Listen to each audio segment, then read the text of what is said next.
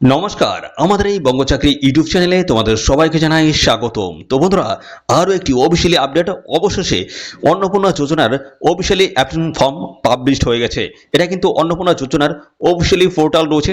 এই পোর্টাল থেকে officially application ফর্মগুলো কিন্তু আপনারা পেয়ে যাবেন। তো দেখুন, এখানে বলা আছে ডাউনলোড অন্নপূর্ণা যোজনা ফর্ম, এখানে ইংলিশে আপনারা পেয়ে যাবেন।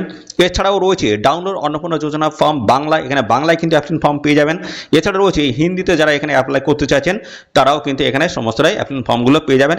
এখানে কিন্তু অফলাইনে অ্যাপ্লাই কিন্তু প্রসেস চলছে, অনলাইনে যখনই শুরু হবে সঙ্গে সঙ্গে কিন্তু আমাদের এই চ্যানেল থেকে আপডেট দেওয়া হবে। তার জন্য অবশ্যই চ্যানেলটিকে সাবস্ক্রাইব করে রাখবেন, সমস্তটা পরপর জানাবো। তো অনলাইনে কবে থেকে আবেদন শুরু হচ্ছে সেটাও আমি জানিয়ে দিই। এটা হচ্ছে অফিসিয়ালি একটি নোটিশ বা পিডিএফ। সেখান থেকে দেখো আমি বলে দিচ্ছি, এখানে 1 জুন অর্থাৎ 1 জুন 2026 এই ডেট থেকে কিন্তু অনলাইনে আবেদন শুরু হচ্ছে। অনলাইনে আবেদনের ডিটেলস প্রসেস কিন্তু আমরা এই চ্যানেলের মাধ্যমে প্রোভাইড করব। তার জন্য চ্যানেলটিকে এক্ষুনি সাবস্ক্রাইব করে রাখতে হবে।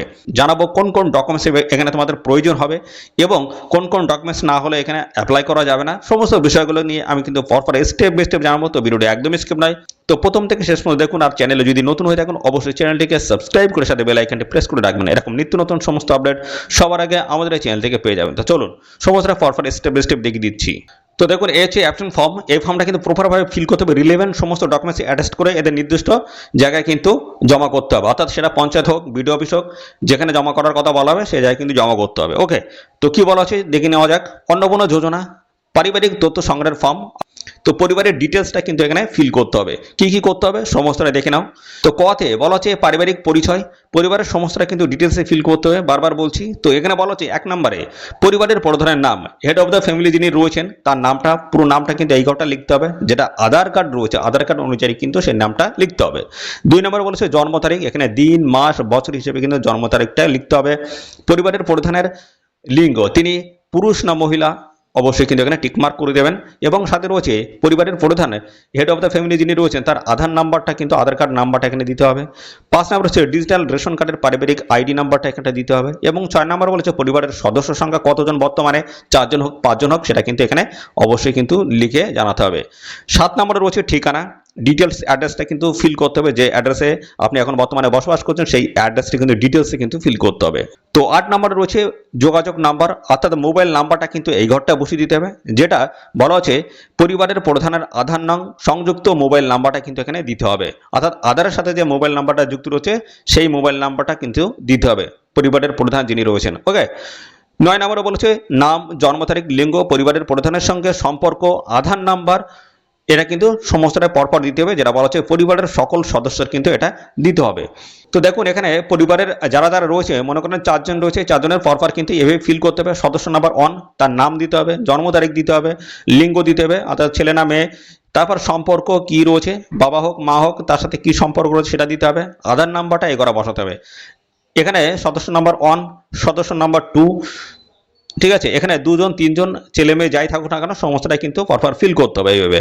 ওকে, পরবর্তী 10 নম্বরে বলা যায় পরিবারের প্রধান এবং পরিবারের সকল প্রাপ্তবয়স্ক সদস্যের ব্যাংক অ্যাকাউন্ট কিন্তু পরপর যুক্ত করতে হবে। হেড অফ দ্য ফ্যামিলি যিনি রয়েছেন তার আছে ব্যাংক, কোন ব্যাংকে অ্যাকাউন্ট রয়েছে এবং অ্যাকাউন্ট নাম্বারটা দিতে হবে, আইএফসি কোডটা দিতে হবে। এবং তারপর দেখুন ফ্যামিলিতে যে কয়জন সদস্য আছেন প্রত্যেকটা সদস্যের কিন্তু ডিটেলসটা দিতে হবে। সদস্য নাম্বার 1 হিসেবে তার কোন ব্যাংকে অ্যাকাউন্ট রয়েছে, অ্যাকাউন্ট নাম্বারটা দিতে হবে, আইএফসি কোডটা দিতে হবে। এইভাবে সদস্য 2, সদস্য 3 দেখেন এইভাবে কিন্তু দেওয়া রয়েছে। ঠিক আছে, সব সমস্যাটা কিন্তু পরপর ফিল করতে হবে। তো 11 নম্বরে বলা হচ্ছে এপিক অর্থাৎ ভোটার আই কার্ডের, বলা হচ্ছে ভোটারের তালিকার অংশ নম্বর সহ কিন্তু এখানে দিতে হবে। যেটা বলা হচ্ছে হেড অফ দ্য ফ্যামিলি যিনি রয়েছেন তার হচ্ছে এপিক নাম অর্থাৎ ভোটার আই কার্ড নাম্বারটা দিতে হবে, বিধানসভা ক্ষেত্রের নামটা লিখতে হবে এবং অংশ নাম্বার কত সেটা লিখতে হবে। এবার বাদ বাকি পরিবারে যে কজন সদস্য আছে প্রত্যেকটা সদস্যের কিন্তু এপিক নাম্বার অর্থাৎ ভোটার আই কার্ডের নাম্বার, বিধানসভা এবং অংশ নাম্বারটা কিন্তু প্রত্যেকের সেমভাবে লিখতে হবে। 12তে রয়েছে বিভাগ, বিভাগে বলা আছে এখানে কোন ক্যাটাগরির, এসসি এসটি ওবিসি কোন ক্যাটাগরি সেই ক্যাটাগরি এখান থেকে কিন্তু ক্লিক করতে হবে, অর্থাৎ সেটা কিন্তু টিক মার্ক করতে হবে। খতে বলা হচ্ছে রেশন কার্ড, খাদ্য ভর্তুকি যেটা রয়েছে সঠিক হলে সেই জায়গাটা কিন্তু টিক মার্ক করতে হবে। কি বলছে আপনার কি ডিজিটাল রেশন কার্ড আছে, যদি ডিজিটাল রেশন কার্ড যদি হয়ে থাকে সেক্ষেত্রে ইয়েস, আর যদি না হয়ে থাকে নো।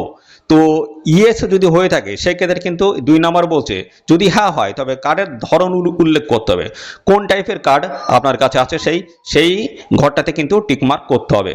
3 নম্বরে বলা যে পরিবারটি রেশন দোকান থেকে মাসিক রেশন তুলছে কিনা, হ্যাঁ অথবা না জানাতে হবে।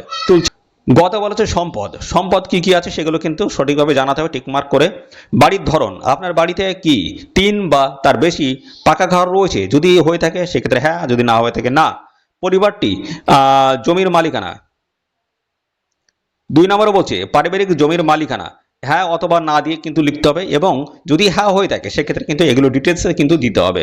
রেজিস্ট্রেশন নথি, মিউটেশনের কপি, আর হালনাগাদের তারিখ সহ সর্বশেষ জমির রেকর্ডের কপি কিন্তু প্রোভাইড করতে হবে।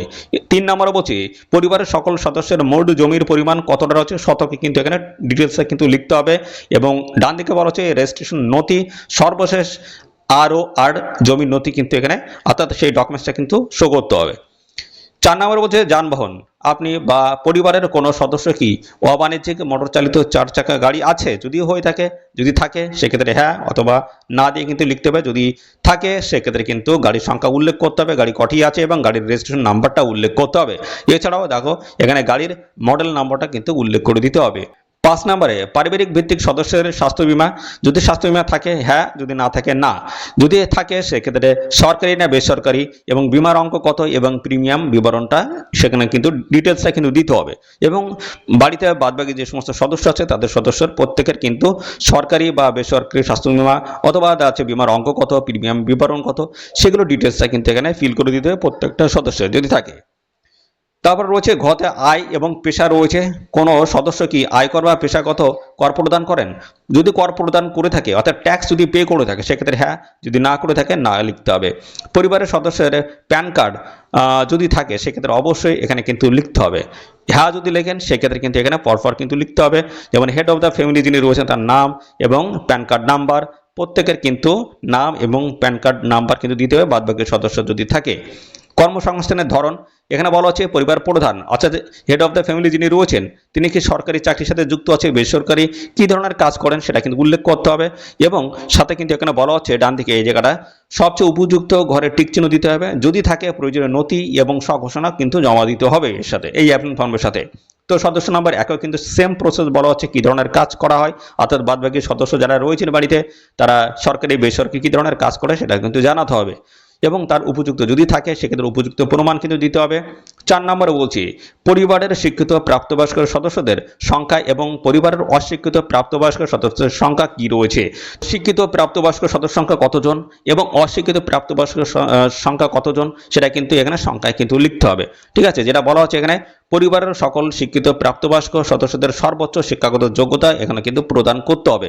হেড অফ দ্য ফ্যামিলি যিনি রয়েছেন তার শিক্ষাগত যোগ্যতাটা কি রয়েছে, অর্থাৎ এখানে শিক্ষিত না অশিক্ষিত তিনি রয়েছেন, তার সর্বোচ্চ শিক্ষাগত যোগ্যতা কি সেটা কিন্তু লিখতে হবে।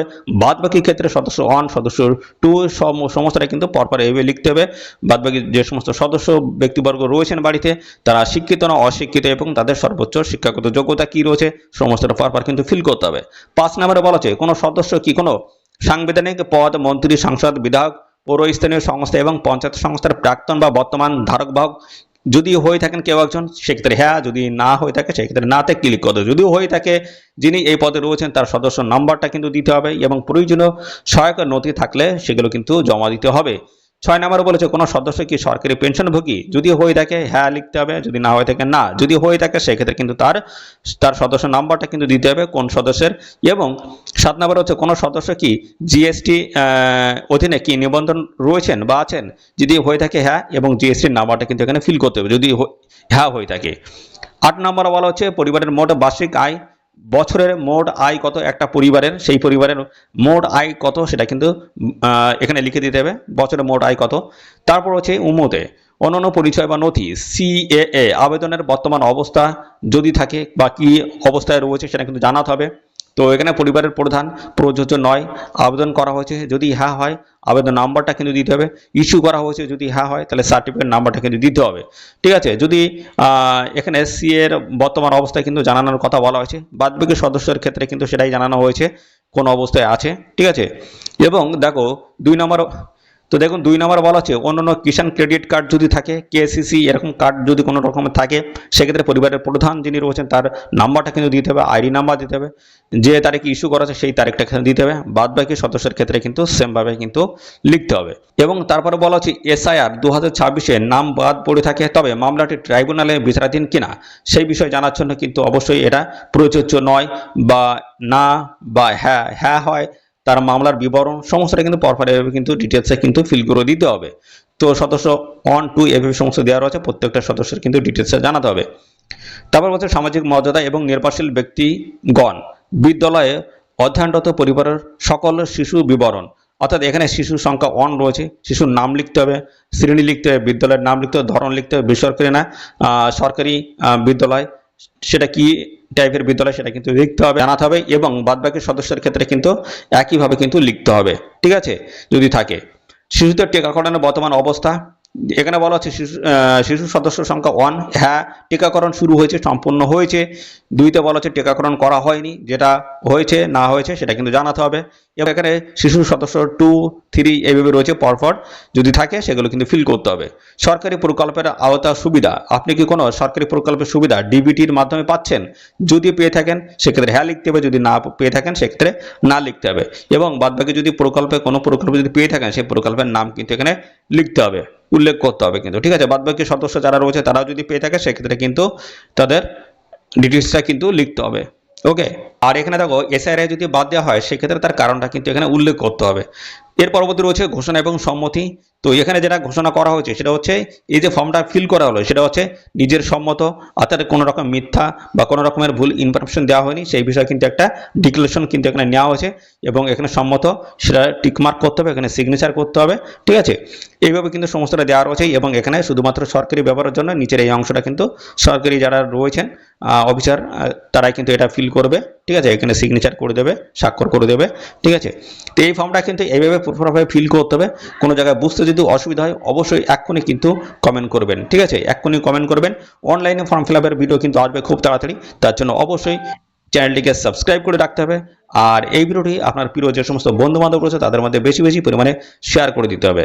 তো আজকে এই ভিডিওটি এই পর্যন্ত, পরবর্তী আরও একটি নতুন ভিডিওতে দেখা হবে। ধন্যবাদ।